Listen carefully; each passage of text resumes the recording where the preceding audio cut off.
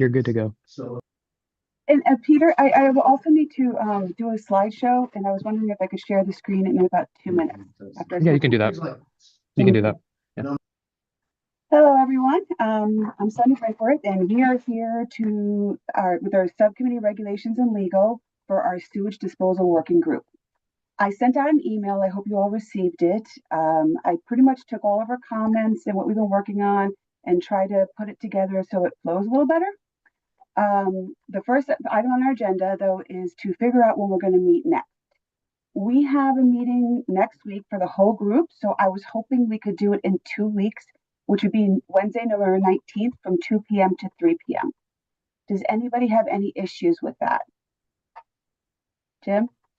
Yeah, unfortunately, I'll be in Australia at the time. So I'm going to pass since it'll be 3 a.m. Well, we can you can always call or get a hold of us, and we can definitely give you a summary as well as there will be a video as well. Lucky you.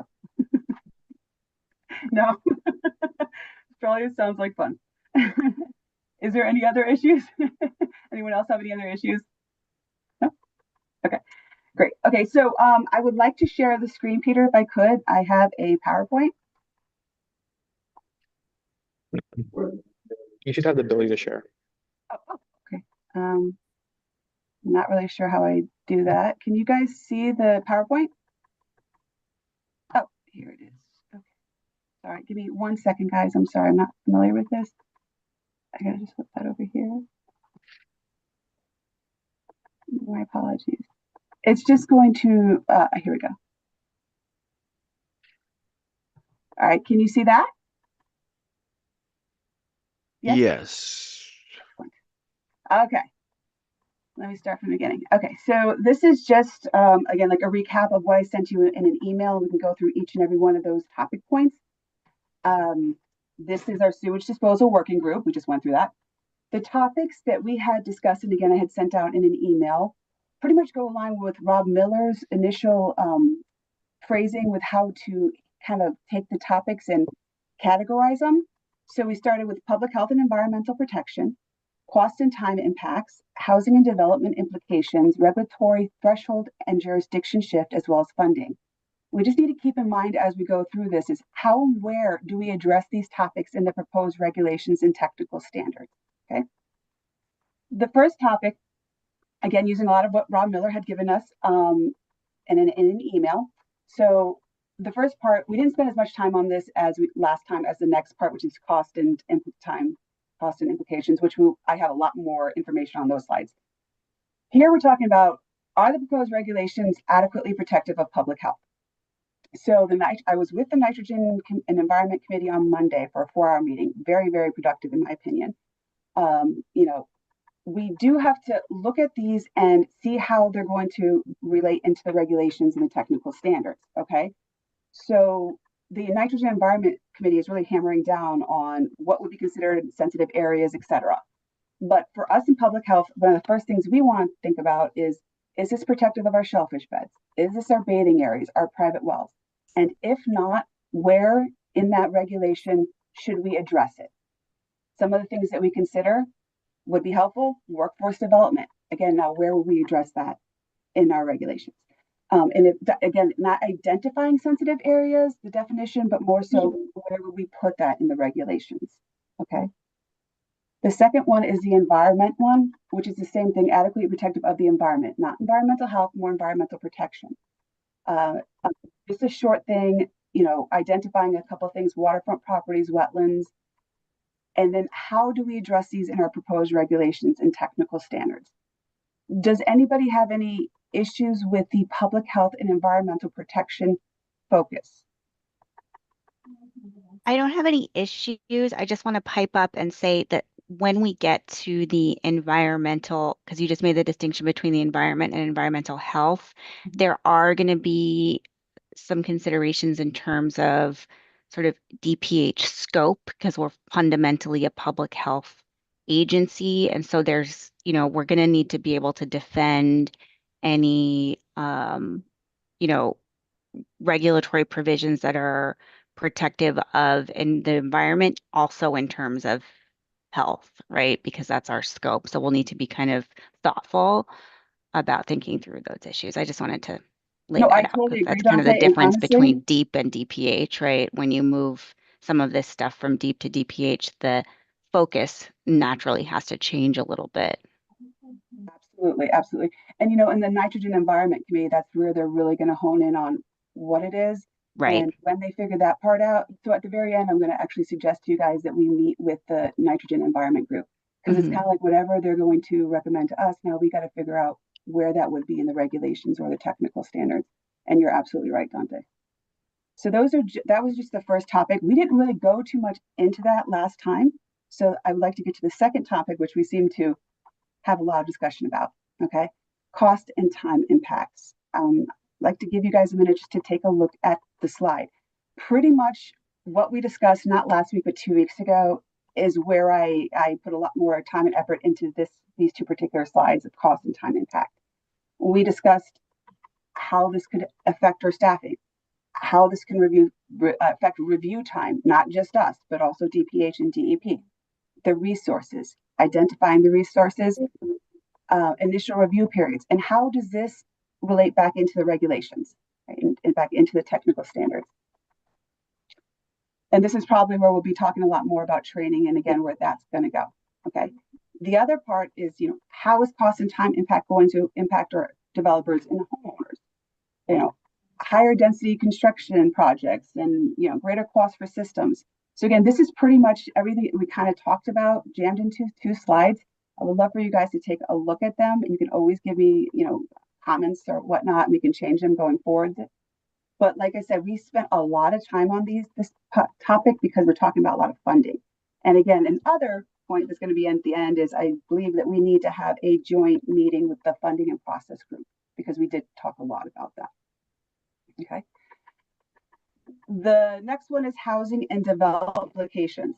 And I'm going to send this over to Peter so he can send to have it posted. So, and I will also send it to this entire email group as well. Okay. Again, take a look at it. So housing and development implications. So we talked about, is it going to influence housing density, availability, and affordability? Why? How? So this is a little more technical. We're talking about lot size requirements, approval timelines, redevelopment constraints. And again, how does that work back into the regulations? Well, this is where I would think it would go heavily into training, standardization, and working that into the regulations. And I don't necessarily know we're going to the nitty-gritty of the regulations. It's more of what can help in this certain area. Do we need to have training back in here or not? And if we do, is that going to impact, not the lack of training, how is that going to impact housing and development going forward? Does anyone have any discussion items for housing and development implications? I don't know if there's time to say it, but I think we should all have CEUs. Yeah. Regulators, engineers, installers. It should be annual, biannual, however you want to do it. That right there, we have not done that, and we have the ability to do that. And I think that would be a huge benefit. I agree with you. Sonia, if I may, you just went over a lot of information. And so I wonder if maybe we should just pick one and talk about today. Yes. And talk about today and start to get more granular with it. Because I think we need to start thinking about for some of these questions, which questions we need data for, and then and what kind of data sources we're going to be looking at for those questions. I think is really kind of the next step here. So some of them may not need a whole lot of data, if any, but then we need to identify those too. So I think, whatever the group wants to do, I think we just need to pick one, start diving in. Absolutely. Let me just do one more slide, and then I just that we're going to have thresholds. And this right here is what I really wanted to show you guys at the end. Okay. So we need to definitely be a little more focused on where and what we're changing. I will send this out to you guys, but as we go through each topic, just keep this in the back of your mind. We talk about section reference, the issue identified, description, recommendation, and again, this will be sent to you guys so you can all take a look at it and add on. Are you referencing a document? I don't see anything different. Oh, the document's not on there. It's just the it's not on the PowerPoint. slide? Oh, We I'm just so see sorry. the intro page. Oh, okay, let me try. Nothing at all. Okay, I'm Now so we see it. sorry. Oh, there you go. Okay, sorry about that, guys. My technical skills are horrible. So again, this is just draft. Everything is just draft and can be changed by the group. Yep. So the Um, first, so what topic would you like to start with? I guess, Rob. Oh, just since you're on this document, I mean, there's been some other ancillary conversations on here about some of the regulations, because this is a table on the regulations, right? And I know both Tom and Bob have made some statements and some emails that may merit going on here, right? For example, I don't want to put words in anybody's mouth, but I know Tom talked about acquiring a soil scientist at certain phases, and then Bob made an observation about the size of a subdivision, whether or not it would trigger the nitrogen assessment. So I think those kinds of comments should be incorporated into this table, and what section of the regulations that it pertains to. Absolutely, Rob. I didn't want to go too high. These were just some examples I think that Bob Smith had given us. That's to take this and whatever comments you have to form it this way, and then we could add it on for the group to vote on as we go through. Yeah, agreed. So why don't we just start at the first one? First slide, are the regulations protective of public health, right? Okay. And I don't mind just starting off if that's okay with everybody. Absolutely. Yeah, so I think in terms of, I want to just step back a little bit and kind of look at this from the 40,000 foot level. I mean, are these proposed regulations adequately protective of public health? So I think from my perspective, making this as clear as possible when it comes to public health and residential wastewater. I mean, we're talking about how can residential sewage make people can affect the health outcomes of individuals, and so we're really talking about kind of two modes or two avenues for exposure, or a couple avenues for exposure, right? If there's groundwater contamination, then people could be potentially drinking it, or if there's a system failing, then there's potential for direct or indirect contact with with raw sewage or even partially treated sewage, whatever the case may be. And within kind of those two exposure avenues, we're then talking about, I think, what kind of contaminants and agents can make people sick. Again, we're just talking about residential sewage. We're not talking about industrial and some of the complex wastewaters that can come out of commercial scenarios. We're really talking about, for lack of a better term, bread and butter residential sewage. Which reminds me of a joke, if you don't mind me saying. It may be sewage to the general public, but to us, it's our bread and butter. I had to get that one out there, sorry. From my perspective, if the systems are properly designed and properly installed in accordance with the current regulations and properly maintained, then they likely won't pose a risk in terms of infectious agents or pathogens or things like that. Everything's subsurface. There's very little opportunity for direct or indirect exposure amongst individuals. So then the question is, do the proposed regulations do exactly the same thing? And quite frankly, my reading, I'm looking them over.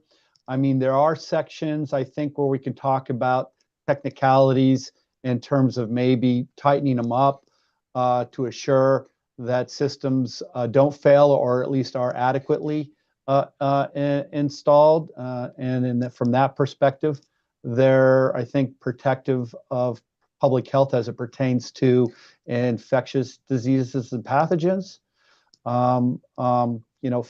For example, just out of the top of my head, Tom's idea of requiring soil scientists for larger systems to observe soil data.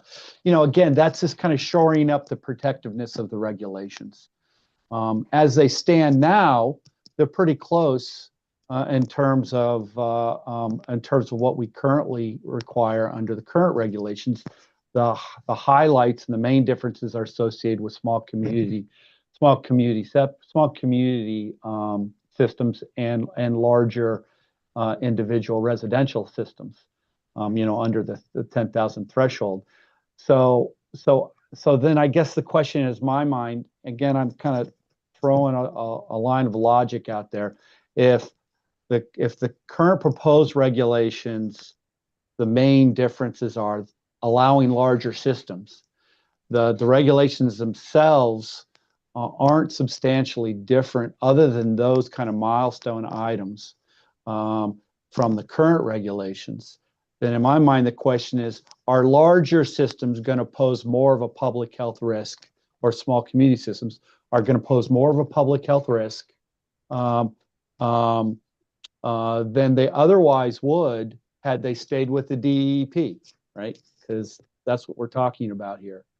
And so in my mind, that's kind of how I think we should frame the question of, is the public health properly protected by these proposed regulations? Because they're not substantially different other than, as I said, larger systems or small community systems. Now, with that being said, then the question is, do the regulations, are they tight enough from our perspective to address the issue of can larger systems be adequately designed and installed and maintained over time under these new regulations or not? And I think that's how we should if we're going to kind of make some assumptions about where we're at and what the purpose of these new regulations are, then I think that kind of needs to be our focus from my perspective. And I'm going to take it one step further.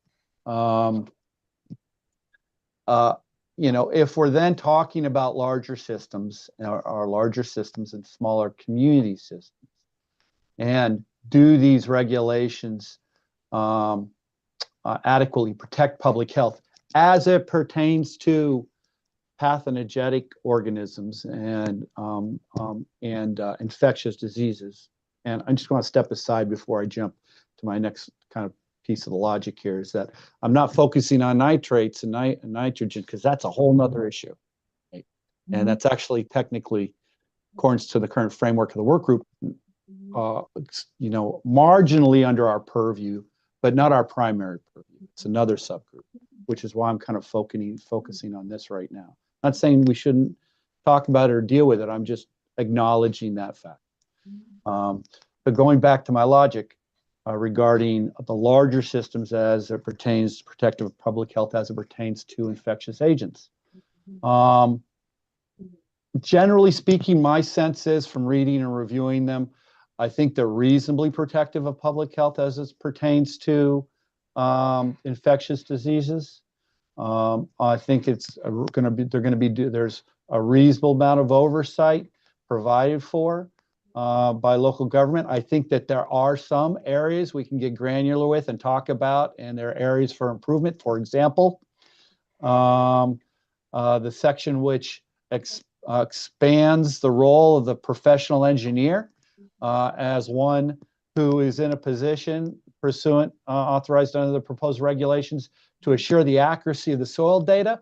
I think that deserves a lot of conversation, because the site conditions and characterization of the site soil is a fundamental building block on whether or not a system can be adequately installed in a manner that's going to be protective of public health. So that's an example of one area where I think, well, generally speaking, I think the proposed regulations do a reasonable job. There are areas that we can get granular with and talk about maybe shoring up a little bit, and that's an example of one. So I've just kind of gone through my logic here on I think, and trying to frame for the benefit of the group where I think we're at.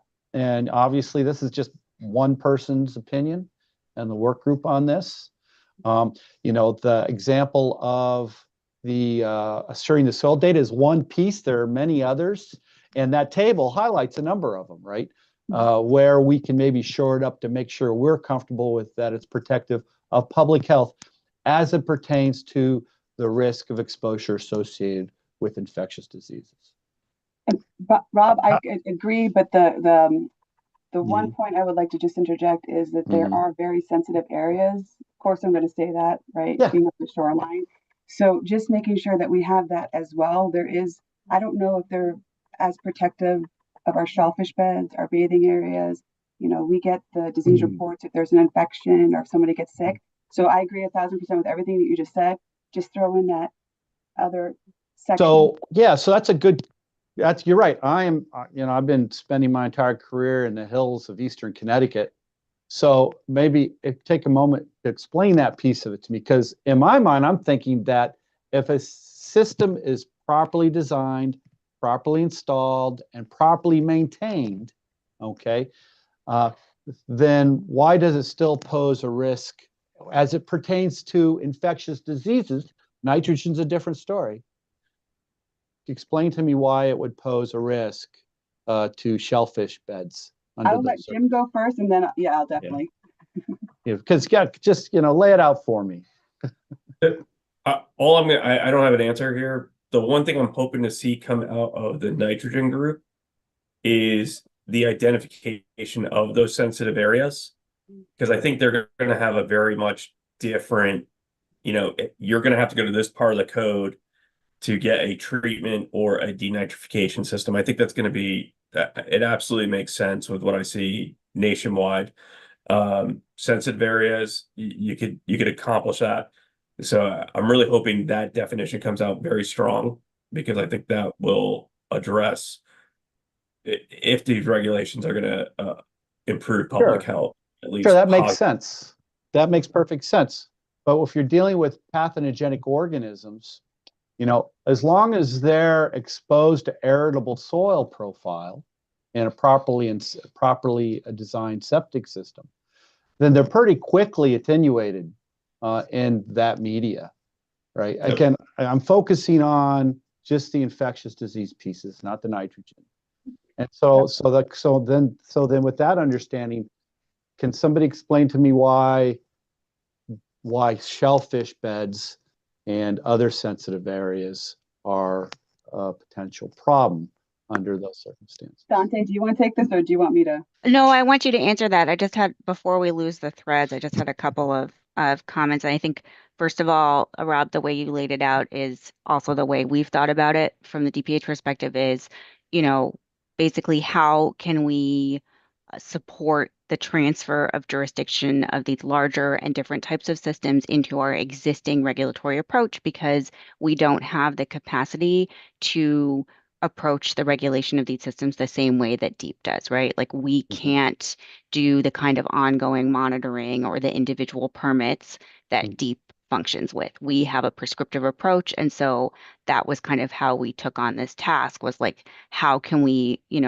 balance these concerns with how we function, right, between DPH and local health and their responsibilities in overseeing and regulating septic. So I appreciate that, because I think that's sort of how we took it on. I think, to the point about the public health risks, I think we'd be very interested to your question about what other data do we need.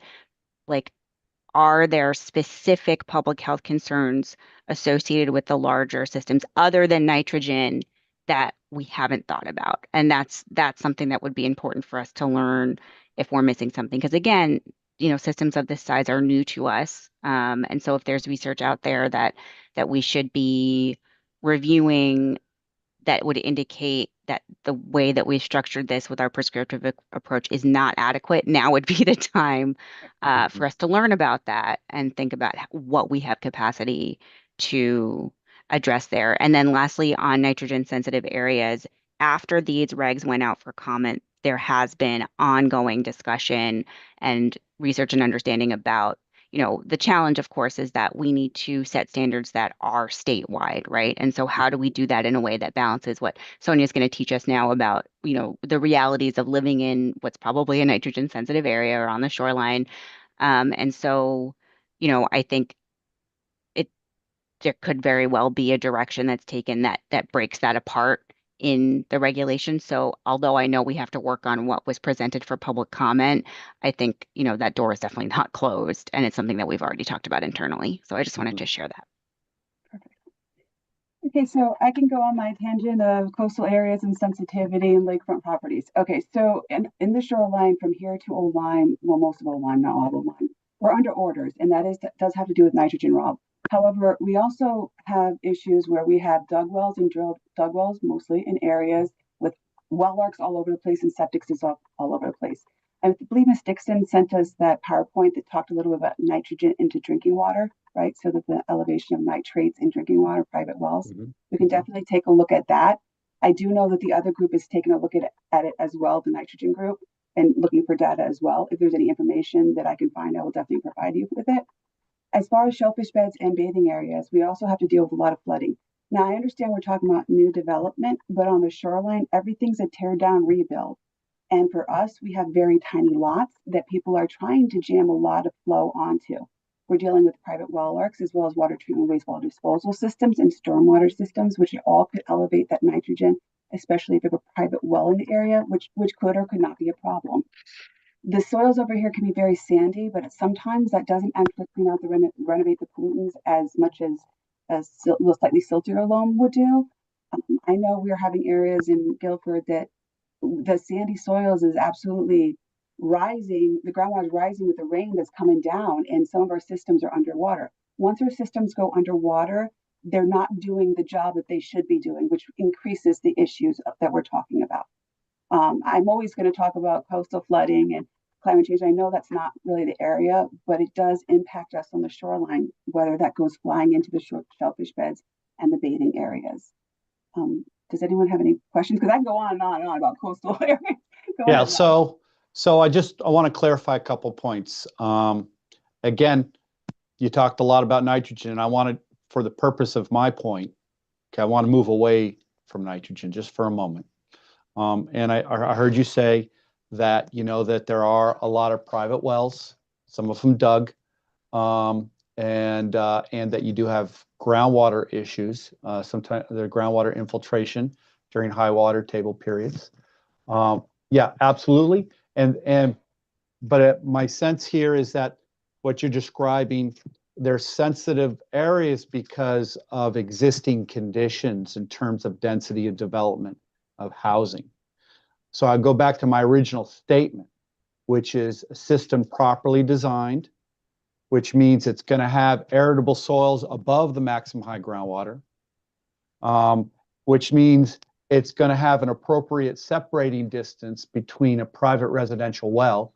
And if you've got highly permeable soils, that means that distance is going to increase pursuant to both the current and proposed regulations. So then my question stays the same, or my statement stays the same.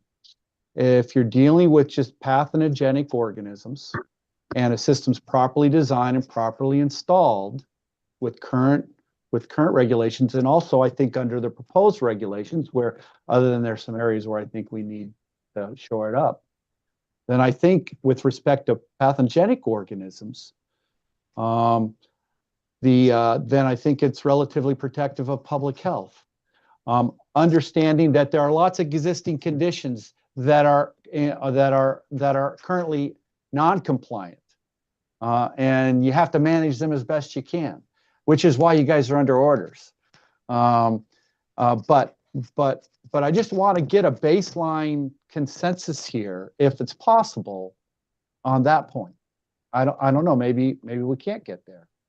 But if somebody can explain to me where the public health risk is with respect to pathogenic organisms, as long as you're above maximum high groundwater and you've got the appropriate separating distance to a private well, and it's not an already non-compliant existing condition, where's the public health risk? Jim, do you want to go, or do you want me to? I actually think Rob is correct in his assessment of the pathogen issue. But Sonia, I do have one question very specific to Old Lyme. I'm also in the Eastern Hills here of Connecticut. Have you guys had to close a beach or a water area due to pathogens in the water, where you take the testing and they said, nope, we can't swim anymore? We've had I can speak from experience in Guilford. We had a failing system at our bathing area, like our public beach. We actually have a passive nitrogen reduction system. Yes, we had to close that beach several times throughout the last couple of years of that year. Obviously, usually related to storm and flooding, but the system was not doing the job that it was supposed to be doing, so that we did actually fix it with a lot of engineering, a lot of money, and a lot of separation distance. And the one thing I would say about going forward is, this is where I would think that sometimes the regulations aren't strict enough in these areas. Not saying the new construction, but like a system 24 inches when we know that it's going to flood out, maybe 36 inches would be better to protect us from those pathogenic. So, for me, it's they may be protective standard, but when you're going on the shoreline or right next to the lakes and waterfront properties, that is my concern. And if our regulations could at least have something that addresses that, because again, we're talking about those nitrogen sensitive areas, just making sure that when we go back into our regulations, that we adhere to that. And Rob, yes, I know that was our thing for the larger systems, but it does state in general, and I don't think the regulations have been strict enough in these areas that are sensitive from way back, not just these regulations right now. Dennis, Yeah, just a I'm sorry, I got to step out for just a moment. I got a quick fire I got to put out. I'll be right back. I apologize. understand. good luck.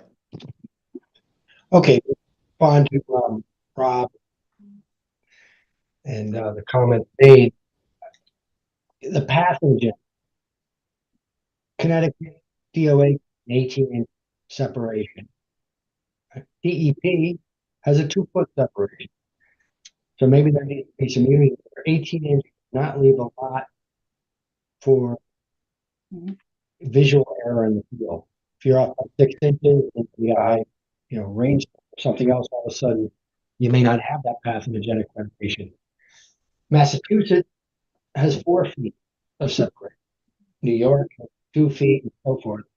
I can tell you nationally, I'd say the average is about 2 feet, but we're seeing a lot of states at 4 feet or greater. So that's just something to think about. I'm not saying we need to change that, but maybe we just need to change it consistent with DEP, and then we got a 6-inch extra buffer there to protect public health. I agree with Rob. Yes, if everything is designed and built for code, we're golden. But as you point out, Sonia, very rarely do we ever have a perfect 2-acre lot without wetlands or without, other constraints.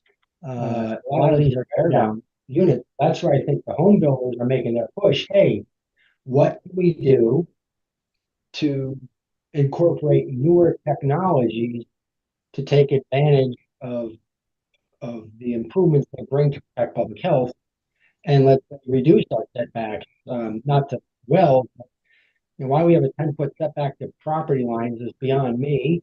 With the technologies we have today, there's something that the home builders would love, right? And the same thing, separation distance to the foundation, to a house structure that could be reduced to fit in more system area without getting variances, something like that. So those are some of the areas that, I kind of honed in on. The other big thing really is reserve area, right? We have to have 100% reserve area. If a system fails, what do you normally do? You dig up the old system and you replace it. Many states have a 50% reserve area. That would be fine if somebody wants to add an extra bedroom in the future. Let's have a 50% reserve area to do that. But if the home builders are looking for ways to make it more affordable, that would be one of the ways to do it, is to reduce that reserve area to 50%. So anyway, those are just some ideas I wanted to throw out there. I do want to apologize. My computer and everything just turned off in my office, so I am on my cell phone, guys. I do apologize, and I wasn't there for like a minute of what you were saying. Rob, I think you're not on mute, Rob. But we'll definitely get somebody out there as soon as possible. Sonia, as the host, you can mute him. I muted Okay, him. I'm on my phone now though, so I don't know I muted how him. to. Peter, can you mute He's him, done. Peter? Done. Thank you. Thank you. Okay, are we good? I was going to ask just one quick question to you, Sonia, since it seems to be revolving around Guilford at this moment.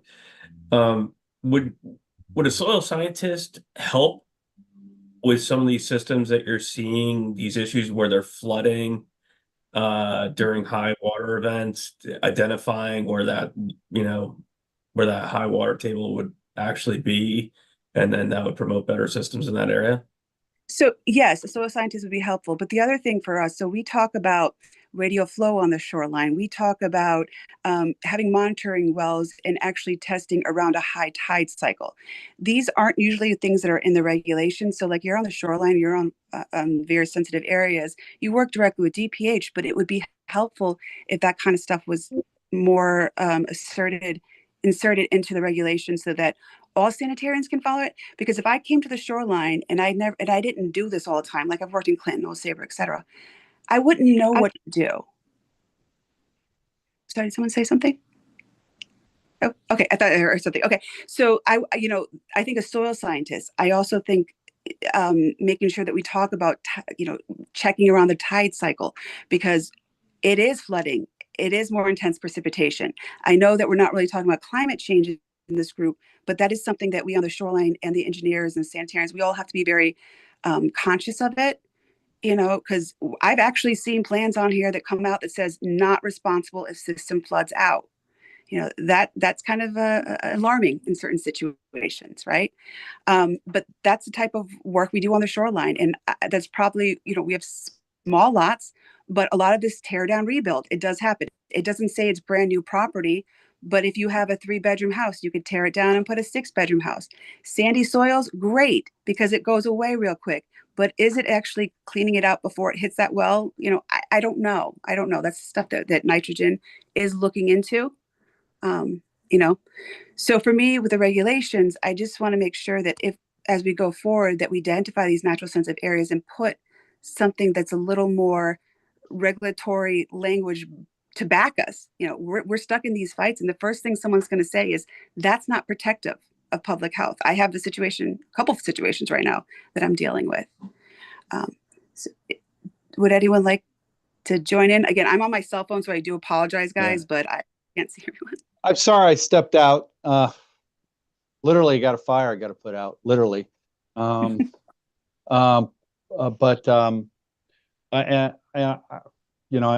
don't know what I missed. And I hear you're talking about sensitive areas still. So, and sorry to have to go back because I left, but where do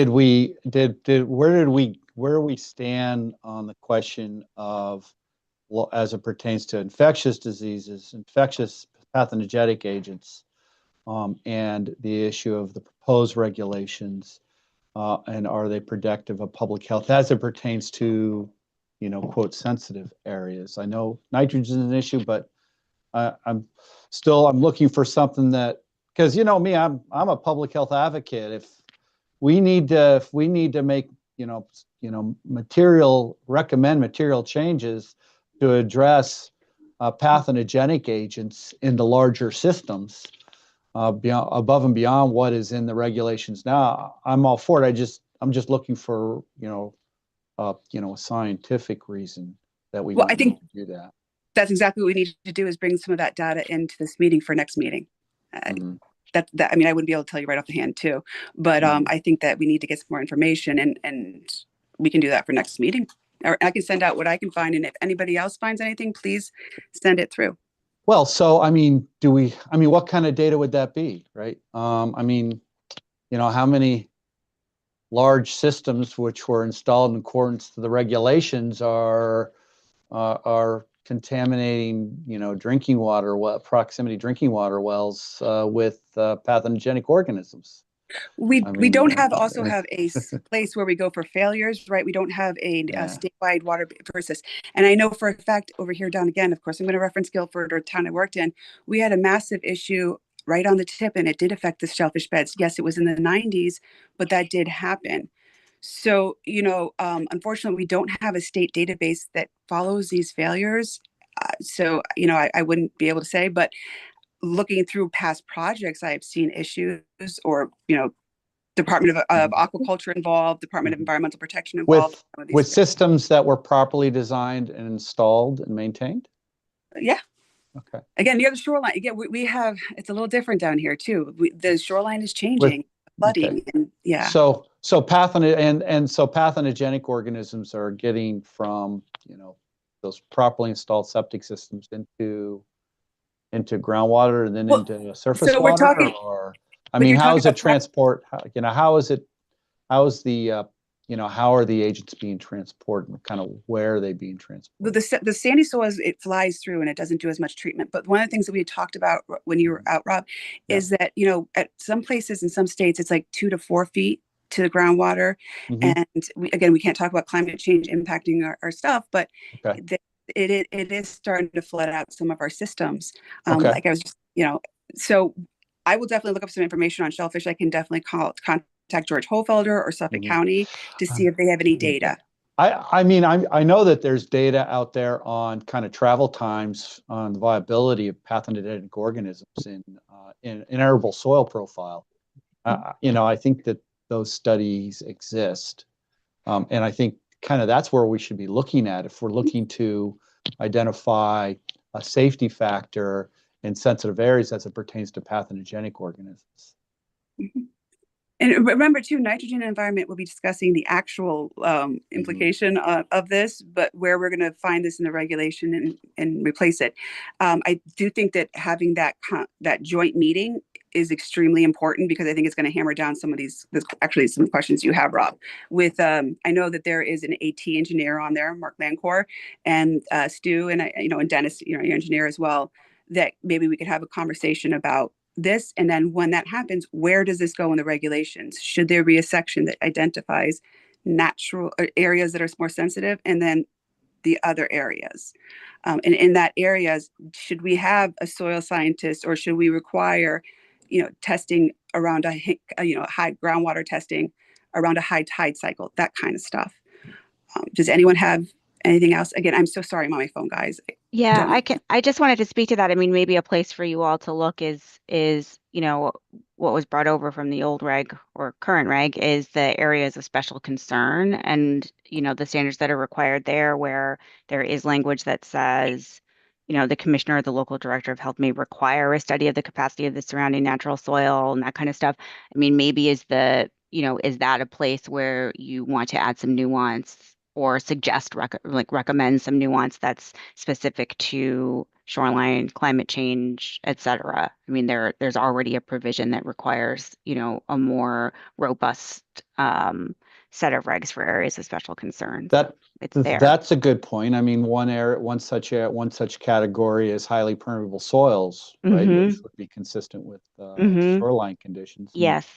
And so the question is, under that particular category, are those controls adequate? I don't know. Good question. Dante, do you want to go again, or? Yeah. No, but that. Yeah, that's a good I'm sorry question. again, myself. Oh, my hand was still up. Sorry. Yeah. No worries. Exactly. One of the things that you just pointed out by reading that, though, I feel like on the shoreline as health directors, we could do that at any time, but that definitely shows that, like a study of the surrounding soils because of climate change and sea level rise and flooding and stuff. But then we go on this town by town thing again. What this health director is doing it, but this health director is not doing it. I think just having some consistency of that, maybe they all should be checking the acceptance of the soils, or the sea level, or I'm sorry, it's not sea level rise, but checking the groundwater monitoring through a tide cycle, that kind of stuff. I don't, in our WPCAs in the towns, we could be more stringent, but it would be helpful if we had regulatory backing for these areas instead of going in different directions, because that does cause issues with the developers, the homeowners, and I would think has more of a cost implication. I'm hopeful that definition of sensitive areas will really give you that tool. So is one of the other is there a sub-work group working on that definition or not? Yes, I was there for a 4-hour meeting on Monday. Okay. It was really Okay. great. They really dived in. Yes. So then I guess the question is, let's just say kind of progress this down one step on that particular point.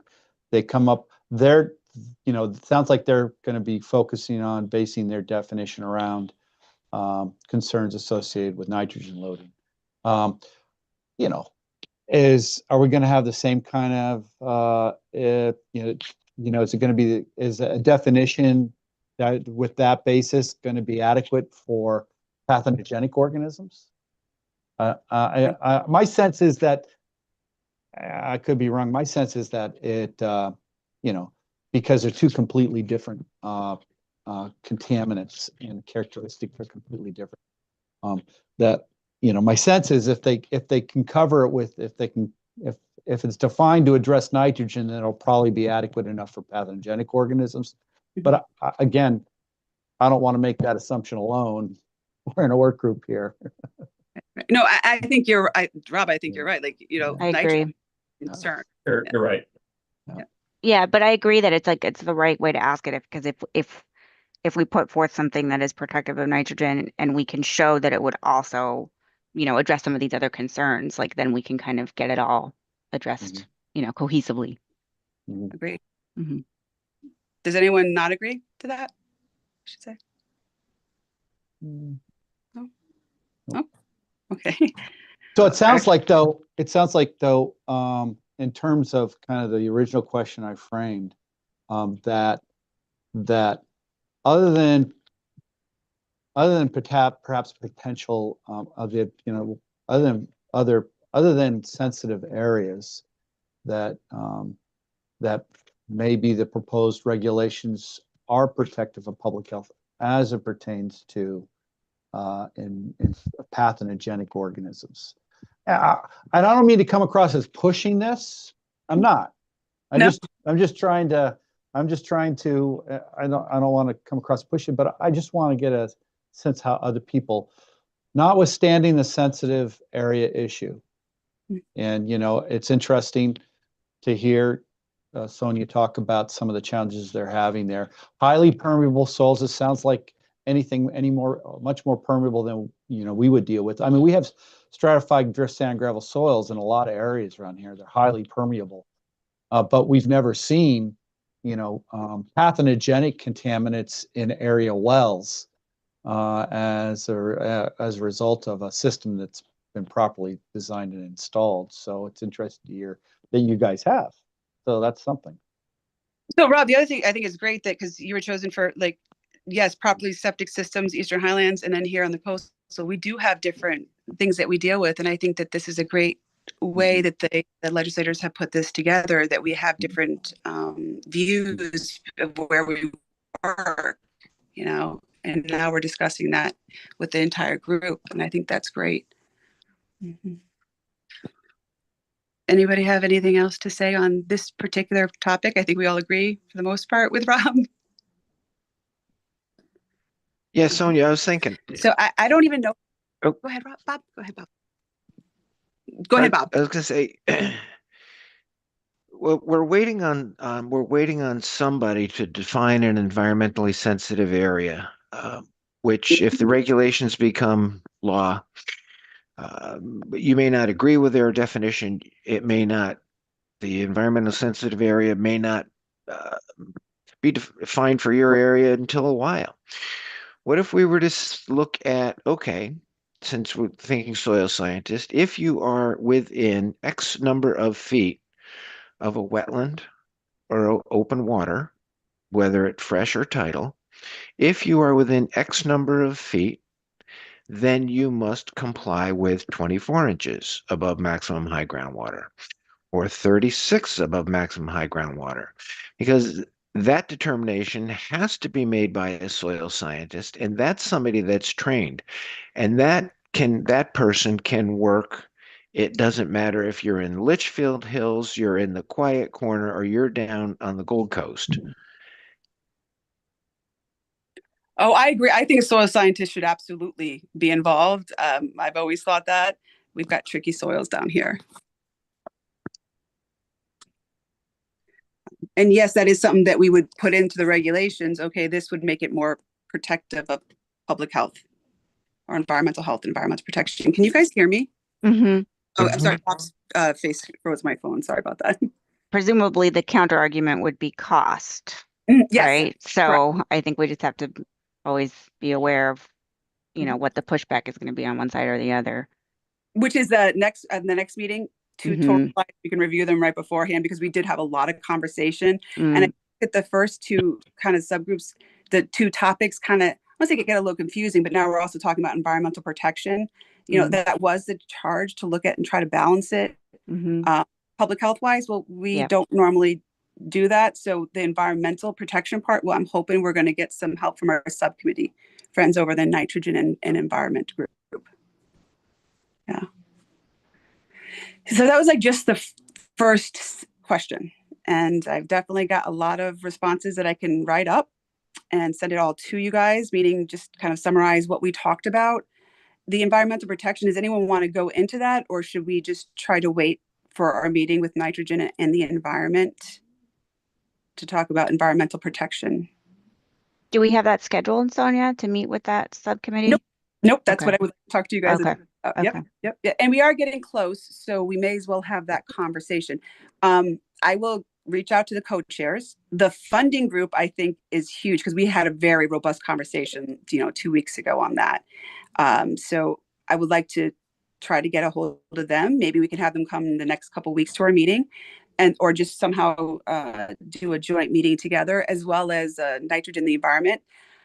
I'll try to send out a doodle poll with times and availabilities for both groups. Okay, probably next week sometime.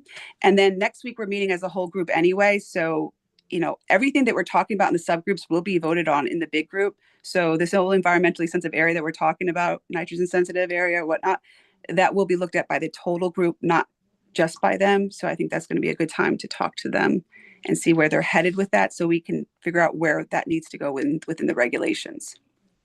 I knew we were only going to get through one point too, that, by the way, guys, that one topic. So that's why I sent it out. That's like more of an outline going forward. You guys can absolutely send me anything you want me to change. Everything's complete draft, and I will change it and send it back out to you guys if you have any suggestions on changing that. I was just wondering what's going to be is that write-up going to be the basis of the report back to the I can go larger back group, or Well, what do you guys think? I can show that slideshow next week, or I can just send that one slide that we talk about, which is fine. Whatever you guys want, that's fine. Maybe a summary, since we're still going through everything. Yeah. Well, question 2, like topics, we really did hammer that down last week, 2 weeks ago. So maybe next week, next week we work for the whole group 2 weeks. Maybe we can really hammer down on that one. And then we can, after that, make the meeting with the funding group, because I think that's going to be the next discussion after we talk about cost and impact. Well, it sounds like, kind of in terms of the issue, is it protective of public health as it pertains to pathogenic organisms in sensitive areas? It sounds like, there may be some additional information that we might need. Again, as it pertains to kind of travel times and arable soils, particularly sand gravel soils, and what kind of additional protections we may think would be appropriate under those conditions. I mean, we've talked about soil scientists, sure, but if we could get some data to show that there's a basis for that decision. Rob, I can actually ask Mark Lancourt. He is an engineer who does a lot of large AT systems and deals a lot with travel time, pathogens, to maybe come for a meeting. Would that be helpful? Would everyone be absolutely. Okay with that? Would everyone be okay with that? Yeah. I'm seeing Rob. I'm sorry, I can't see anybody else, guys. I'm so sorry. It's okay.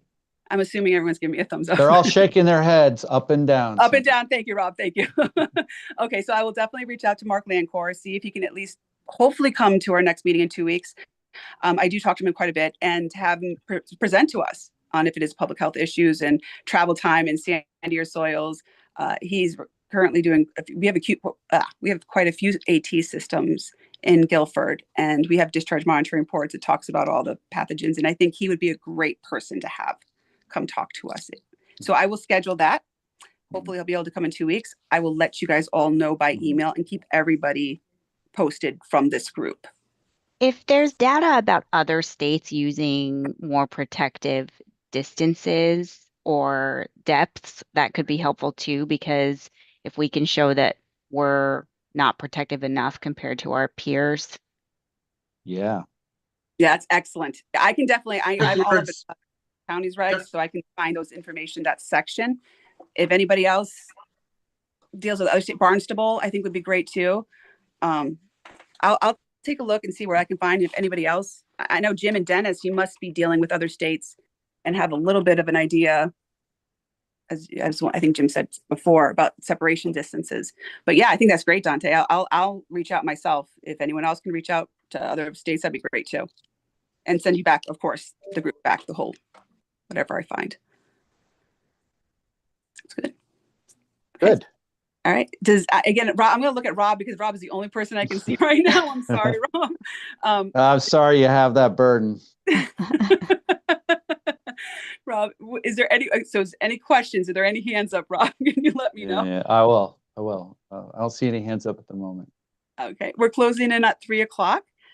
And next week, again, I will send out whatever I decide, whatever we put to the group for next week. I'll send out a summary to you guys to make sure we can okay it before I send it to the group before I present it on Wednesday.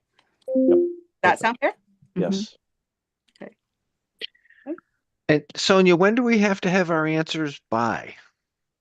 Answers. Well, we just talked about the first topic about public health. So any information you want to send over, great. If you guys have any thing you want to put into that last table, which I will send to you guys by email, send it over, and I'll have a running tab. I'll keep that running for us, and then at the end we can kind of just go straight down that list.